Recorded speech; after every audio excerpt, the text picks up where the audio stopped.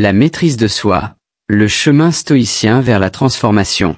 Et si je vous disais qu'il existe une habitude, une seule, qui vole silencieusement votre énergie, détruit votre confiance et tue votre élan de vie? Une habitude si commune que la plupart ne la remettent même pas en question. Et pourtant, c'est la raison même pour laquelle vous vous sentez bloqué, fatigué et démotivé. Et voici le paradoxe. Et si le secret de la maîtrise de soi, de retrouver votre force masculine, de devenir celui que vous étiez vraiment destiné à être, était caché juste devant vous, déguisé en plaisir inoffensif? Restez avec moi.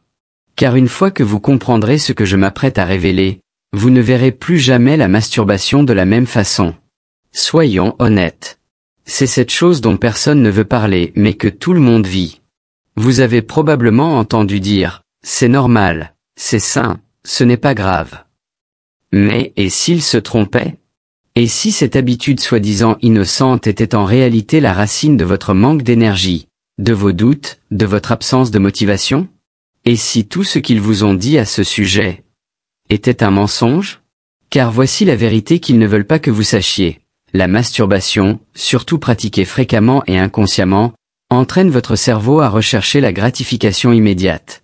Et cela recable tout, de votre concentration à votre confiance, jusqu'à votre capacité de différer la récompense. Allons plus profond. Chaque fois que vous cédez, votre cerveau est inondé de dopamine, la substance chimique du bien-être. Ça sonne bien, non? Pas vraiment. Car avec le temps, votre cerveau commence à désirer cette dose facile. Ce plaisir instantané. Et quand vous le nourrissez encore et encore, il arrête de poursuivre les choses difficiles. Les choses significatives. Les choses qui mènent vraiment à la grandeur.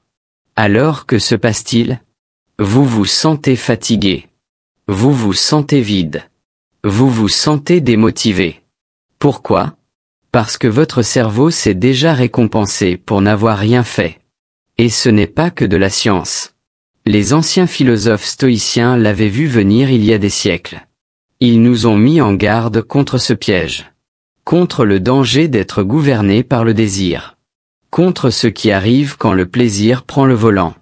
Sénèque a dit un jour, « Aucun homme n'est libre s'il est esclave de son corps. » Et n'est-ce pas exactement ce que fait cette habitude? Elle vous enchaîne. Silencieusement. Invisiblement. Chaque fois que vous recherchez cette libération rapide, vous ne faites pas que soulager le stress. Vous renforcez une croyance plus profonde. Je ne peux pas résister. J'ai besoin de cela. Je ne contrôle pas. Et cette croyance? Elle devient votre identité. Mais voici où le jeu change. Marc Aurèle, empereur de Rome et l'un des plus grands stoïciens de l'histoire, savait que le vrai pouvoir ne vient pas de l'indulgence, mais de la maîtrise. Il a écrit, « Vous avez le pouvoir sur votre esprit, pas sur les événements extérieurs. Réalisez cela, et vous trouverez la force. » Il ne s'agit pas de honte. Il s'agit de force. Car une fois que vous réalisez à quel point cette habitude façonne votre état d'esprit, vous comprendrez pourquoi tant d'hommes se sentent perdus aujourd'hui. Ce n'est pas l'acte en lui-même, c'est le message qu'il envoie à votre cerveau. Vous vous enseignez que le plaisir compte plus que le but. Que le confort compte plus que le contrôle. Mais maintenant, je veux vous montrer un chemin différent. Un chemin construit sur 3 principes stoïciens anciens, si puissants qu'ils ont transformé des guerriers, des rois, et des visionnaires à travers l'histoire. Décomposons-les. 1. L'autodiscipline, le fondement de la liberté. Épictète a dit, « Aucun homme n'est vraiment libre s'il n'est pas maître de lui-même. » La discipline n'est pas une punition, c'est une protection. C'est choisir le gain à long terme plutôt que l'euphorie à court terme. Et chaque fois que vous résistez à cette impulsion, vous ne dites pas seulement non à un moment de faiblesse. Vous dites oui à l'homme que vous devenez. Car avec chaque acte de retenue, vous construisez quelque chose de plus fort que le plaisir, la volonté. Et la volonté, une fois entraînée, vous rend inarrêtable. La première fois que vous résistez? C'est difficile. La deuxième fois? Encore difficile. Mais la troisième, la quatrième, la 10e? C'est là que votre cerveau se recable. C'est là que vous commencez à vous sentir puissant, non pas parce que vous avez cédé, mais parce que vous ne l'avez pas fait.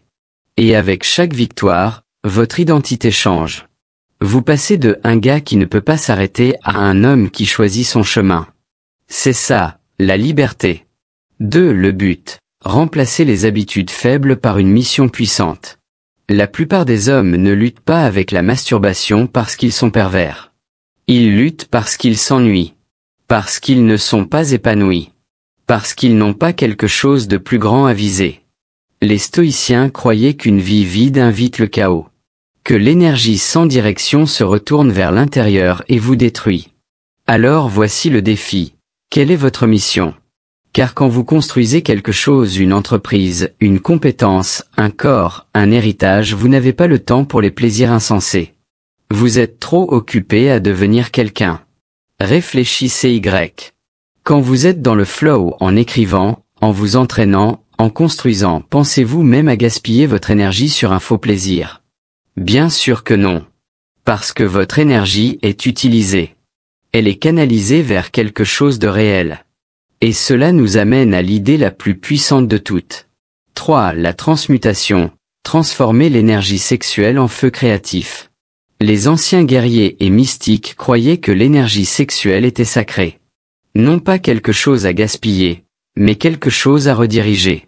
Nikola Tesla, l'un des esprits les plus brillants de l'histoire, a choisi de rester célibataire toute sa vie. Non pas parce qu'il craignait le sexe, mais parce qu'il comprenait quelque chose que peu de gens comprennent. Que l'énergie sexuelle, quand elle est préservée et transformée, devient du génie. Pensez à cela. Et si la chose que vous avez donnée était en fait le carburant dont vous aviez besoin pour créer quelque chose d'extraordinaire? C'est le pouvoir de la transmutation. Quand vous arrêtez de gaspiller votre énergie et commencez à la rediriger dans votre entreprise, votre vision, votre corps, vous devenez une force. Une tempête. Un homme avec le feu dans les yeux et un but dans sa démarche. Il ne s'agit pas de suppression. Il s'agit de transformation.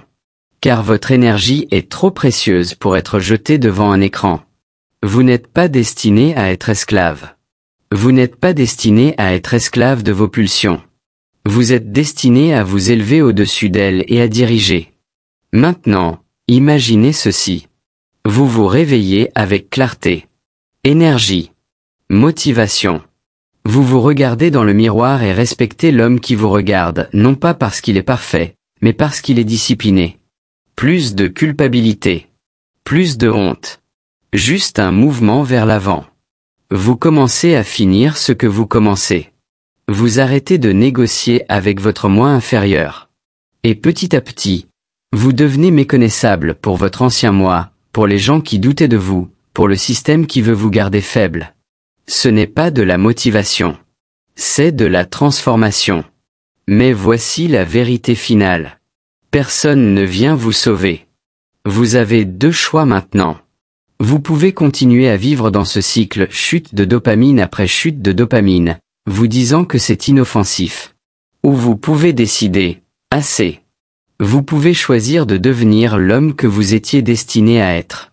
Vous pouvez canaliser votre pouvoir, votre énergie, votre concentration vers quelque chose de plus grand que le confort.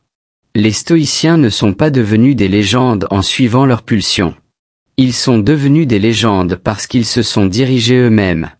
Alors je vous demande encore. Resterez-vous dans la cage? Ou la briserez-vous? Car la clé a toujours été dans vos mains.